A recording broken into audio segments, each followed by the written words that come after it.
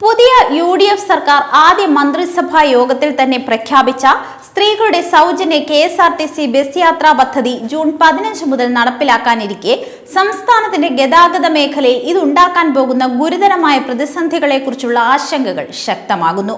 കൃത്യമായ ബജറ്റ് വിഹിതമോ പ്രായോഗികമായ സാമ്പത്തിക സ്രോതസ്സുകളോ കണ്ടെത്താതെ തിരഞ്ഞെടുപ്പ് കാലത്തെ വോട്ട് ബാങ്ക് മാത്രം ലക്ഷ്യം വെച്ച് പ്രഖ്യാപിച്ച ഈ പദ്ധതി KSRTCയുടെ കല്ലറ തോണ്ടുമെന്നാണ് പുറത്തുവരുന്ന യാഥാർത്ഥ്യങ്ങൾ വ്യക്തമാക്കുന്നത്. ജനപ്രിയ മുഖംമൂടി അണിഞ്ഞെത്തുന്ന ഇത്തരം കോർപ്പറേറ്റ് വലതുപക്ഷ നയങ്ങൾ പൊതുമേഖലാ സ്ഥാപനങ്ങളെ തകർക്കാനുള്ള ആസൂത്രിത നീക്കത്തിന്റെ ഭാഗമാണെന്ന ആക്ഷേപം ഇതിനകം തന്നെ ഉയർന്നു കഴിഞ്ഞു. സാമ്പത്തിക തകർച്ച പൂർണ്ണമാകും, ജീവനക്കാരും പട്ടിണിയിലേക്ക്. നിലവിൽ തന്നെ ശമ്പളവും പെൻഷനും നൽകാൻ വകയില്ലാതെ കടുത്ത സാമ്പത്തിക പ്രതിസന്ധിയിലൂടെ കടന്നുപോകുന്ന പൊതുമേഖലാ സ്ഥാപനമാണ് KSRTC. പ്രതിദിനം 18 ലക്ഷത്തിലധികം യാത്രക്കാരാണ് ആനവണ്ടിയെ ആശ്രയിക്കുന്നത്. ഇതിൽ പകുതിയിലധികവും സ്ത്രീകളാണ്. നിലവിൽ പ്രതിദിനം ലഭിക്കുന്ന 7.5 കോടിയോളം രൂപയുടെ ടിക്കറ്റ് വരുമാനത്തിൽ പകുതിയോളം വരുന്നത് സ്ത്രീകളിൽ നിന്നാണ്. ഈ വലിയ തുക ഒറ്റയടിക്ക് ഇല്ലാതാകുന്നതോടെ കോർപ്പറേഷൻ ചരിത്രത്തിലെ ഏറ്റവും വലിയ കടക്കണിയിലാകും.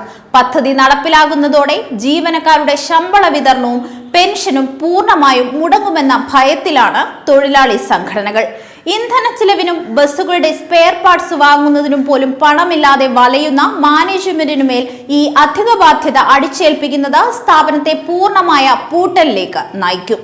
സബ്സിഡി തുക കൃത്യസമയത്ത് KSRTCക്ക് കൈമാറാൻ ഖജനാവിൽ പണമില്ലെന്നിരിക്കെ സർക്കാർ കാണിക്കുന്നത് വെറും രാഷ്ട്രീയ അഭ്യാസമാണ്. കേരളത്തിലെ പൊതുഗതാഗത രംഗത്തിന്റെ 70% നിയന്ത്രിക്കുന്നത് സ്വകാര്യ ബസ്സുകളാണ്. KSRTC സർവീസുകൾ കുറവുള്ള ഗ്രാമീണ മേഖലകളിൽ സാധാരണക്കാരായ ജനങ്ങളുടെ ഏക ആശ്രയവും ഇവയാണ്. സ്ത്രീ യാത്രക്കാർക്ക് KSRTC പൂർണ്ണമായും സൗജന്യമാകുന്നതോടെ സാധാരണക്കാർ ആനവണ്ടിയിലേക്ക് മാത്രം മാറുകയും സ്വകാര്യ ബസ്സുകൾ കനത്ത നഷ്ടത്തിലാവുകയും ചെയ്യും. ഇത് ആയിരക്കണക്കിന് സ്വകാര്യ ബസ് ഉടമകളെയും അതിലെ തൊഴിലാളി കുടുംബങ്ങളെയും പട്ടിണിയിലേക്ക് തള്ളിവിടും. പല റൂട്ടുകളും സർവീസ് നിർത്തലാക്കാൻ നിർബന്ധിതരാകുന്നതോടെ ഗ്രാമീണ മേഖലയിലെ ജനങ്ങളുടെ യാത്രാ സൗകര്യം പൂർണ്ണമായും സ്തംഭിക്കുന്ന അവസ്ഥയുണ്ടാകും.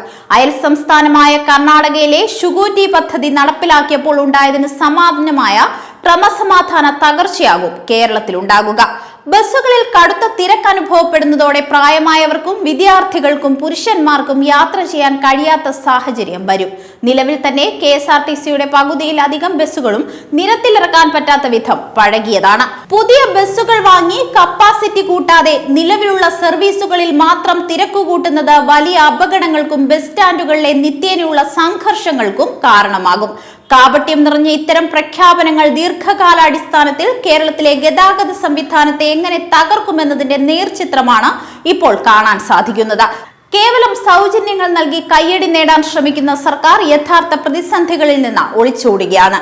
വരും ദിവസങ്ങളിൽ KSRTC ജീവനക്കാരെയും സ്വകാര്യ ബസ് തൊഴിലാളികളെയും അണിനിരത്തി ശക്തമായ പ്രക്ഷോഭങ്ങൾ നടത്താൻ ഒരുങ്ങുകയാണ് ഇടതുപക്ഷ സംഘടനകൾ.